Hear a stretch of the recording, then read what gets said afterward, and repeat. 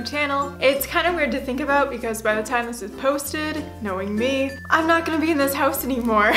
Since this channel has been created, all my videos have mainly been like in this room or in another room in this house, and guess who's finally leaving the nest? It's me. So when this video is posted, I will be moving to the East Coast, and that's terrifying. I'm absolutely terrified, but I'm also so excited, and I hope you guys will continue to follow me on this journey. But anyways, you guys aren't here to see me complain and rant and like fret over my future life.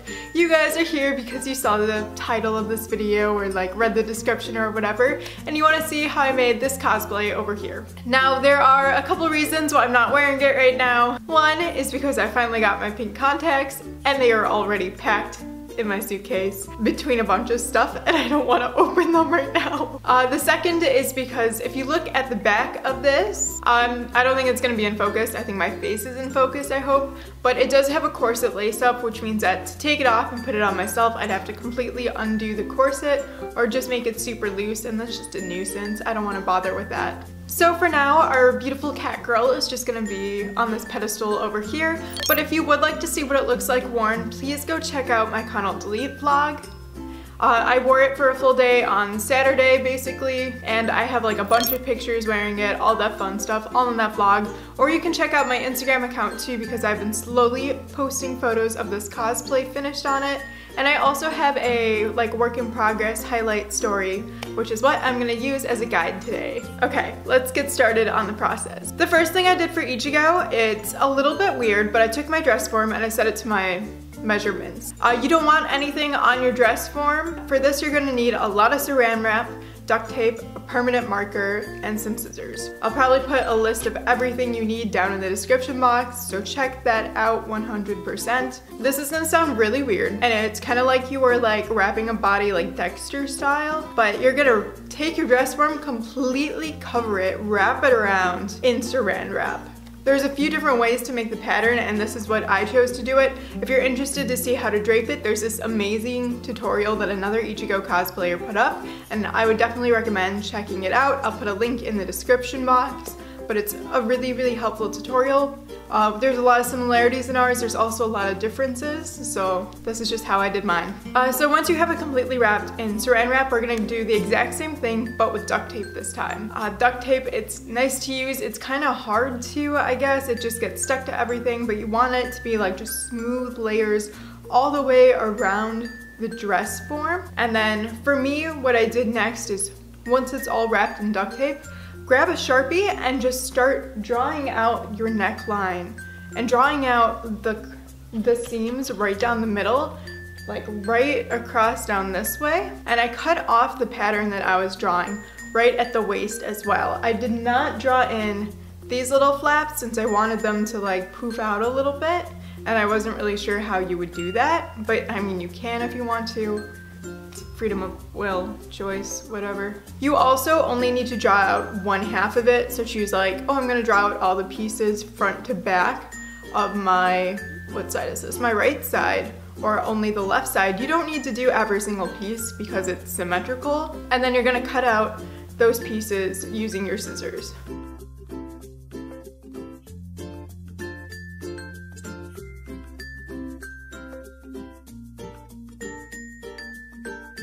So with your duct tape pieces, in total, you should have this piece right here, minus the triangles, this piece, then a middle back piece, and finally a very back piece.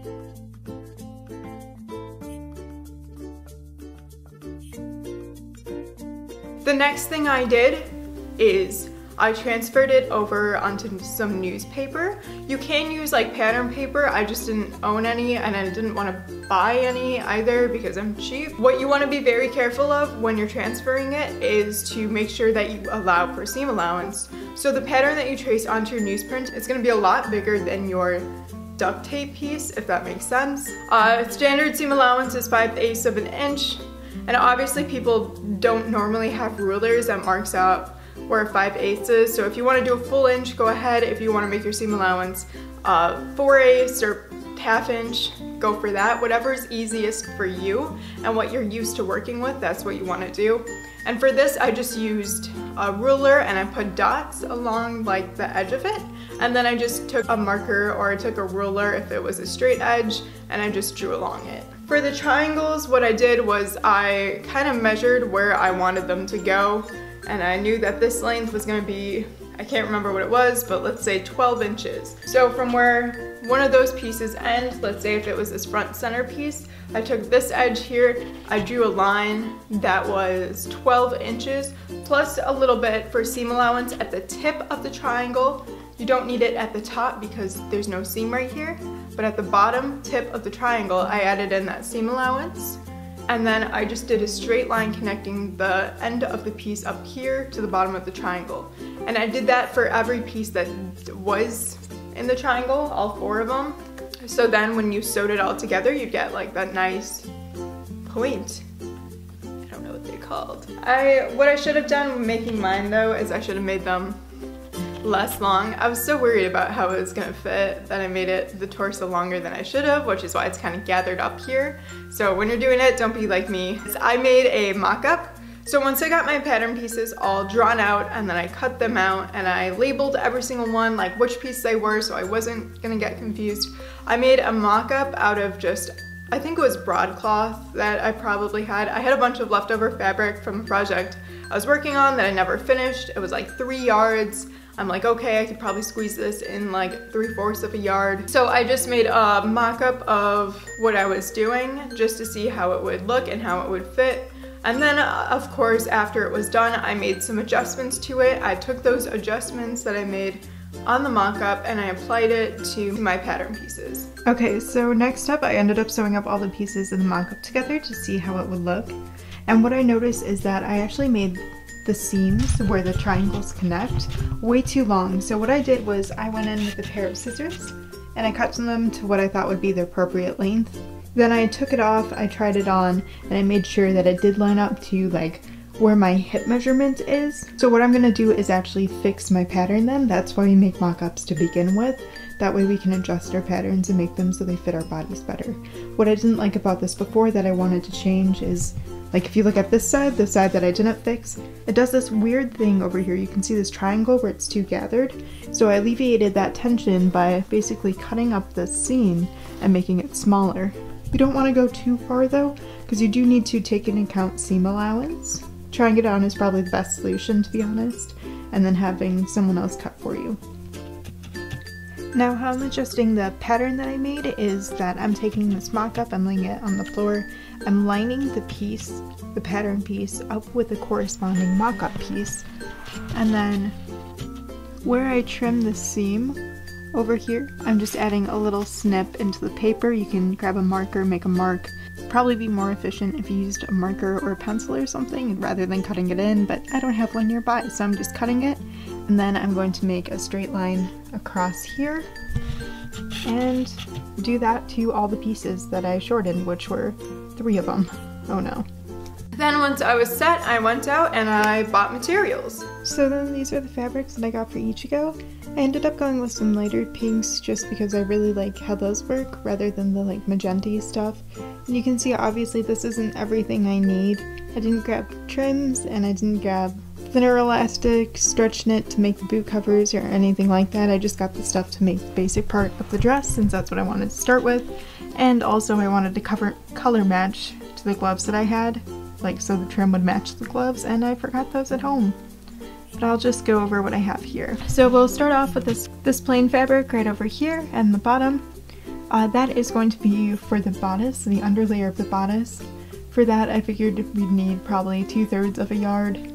And then it's also for the skirt. For the skirt, I figured I'd need at least 2.5 yards because I wanted it to be extra poofy, so I took my hip measurement, which is 31, multiplied it by 3, which was 93. 90 inches is 2.5.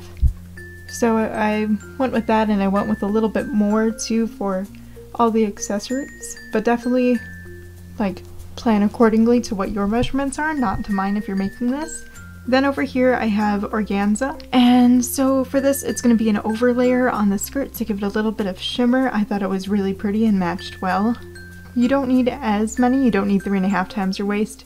So I believe I ended up going with 1.25 yards of it, which I'm hoping is enough because I'm pretty sure I said 1 2/3 yards at the cut counter, and my manager didn't cut that amount, so we'll see. My mom and I were arguing because I wanted to go with more, and she's like, no, 1 2/3 yards. So this lace fabric in the back that I have is just for the bodice. I thought I'd give it a lot of really cool detail, and this one is 3/4 yard. I wanted to go with 1 yard. Parent was like, no, you need 1/2 yard. And I'm like, there's no way I can fit everything in 1/2 yard. So, you know, we compromised and went with 3/4 yard, and I'm scared that's not going to be enough, but we'll find out. Then I have some glass bead pins, even though I already have some. My mom made me get more, thanks Mom. But basically you want to go with glass head pins if you're using like kind of silky organza-y fabric like this, since they're super fine normally, the ones with glass heads are, and they won't leave, you know, gaping holes in your fabric. Then I just grabbed some 1-inch elastic.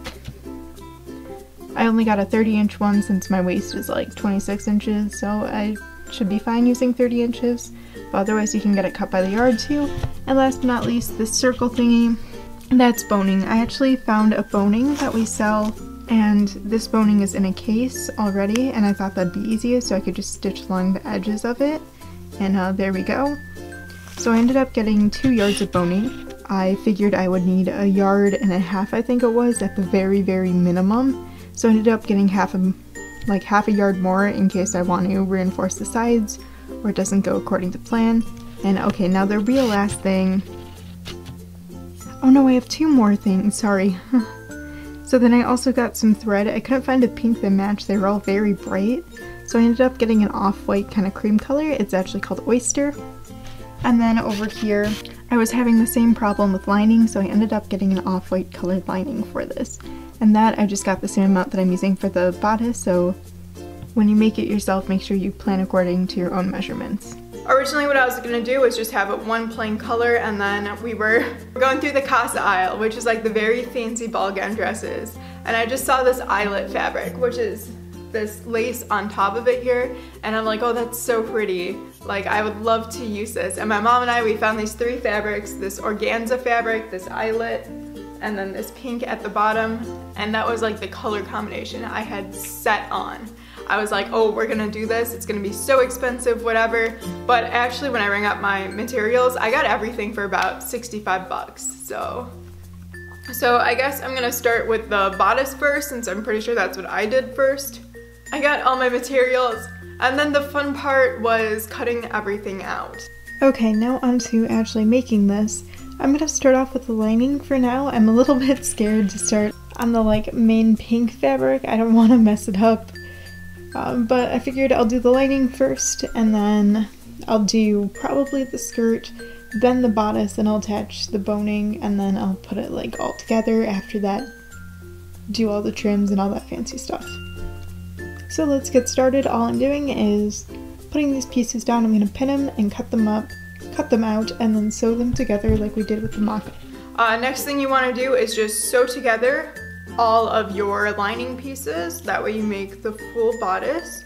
So this is what the lining looks like once it's all sewed together. The next step is to actually, you want to open up these seams and then lay the boning right in the center of it and sew that down, which I'm going to have to do by hand. There's 2 pieces of boning up here on like the breastbone, I think it's called, but these 2 right here. There's another one on the mid back seam. I put one as well, and then at the very end I decided to add one in right by where the eyelets or grommets are, right at the very edge. Sorry for the like giant mess in the background right now. I cannot find my grommet makers anywhere, so I ended up like literally pulling out everything in every single drawer, and it's all on the floor right now. Anyways, I finished putting on the boning. I just very lightly pinned it, which is why it looks kind of strange. I put in 2 pieces in the back and 2 pieces in the front, and I might add 2 more here and right there for when I do the corset. So once you have your boning in and your lining, you're good on that. You can just set it off to the side. Then you want to focus on this outer layer. What I did was I cut out as close as I could to the pattern, this matte fabric underneath everything, underneath the eyelet on the bodice. I tried to cut out those pieces as best as I could. It was really hard because the fabric's stretchy. So if you're doing this, I don't recommend you use stretch fabric. That was a little bit difficult. But I tried to cut it as close as I could to the actual pattern pieces that I made. I pinned it down. And then when I was going to cut out the lace for this, I cut it larger than I should, just in case too, and then you're able to trim it down. It's lace, like you don't want to cut it too small or cut it exactly what you need in case it like tears or rips or something, so it's always good to go like a little bit bigger on that over piece. And of course you want to cut 2 out of everything because there's 2 halves of this dress. So what you want to do is base stitch first your layer of lace to your matte fabric. That way it ensures that it stays in place, it's not going to slip around. And once you have that all sewn together, then you can sew it together like you did the lining. You want to think of your lace piece and your matte piece as one when you're sewing them together. Those 2 are now one piece. Okay, so I just finished basting the lace onto the bottom layer, and next up I'm actually going to trim down the lace and sew the bottom together. You can see that like I just draped it. I did the front pretty nicely. I got to the back and I was like, nah, that's effort. But I'm gonna trim down the lace so then both pieces are the same size and sew it all together.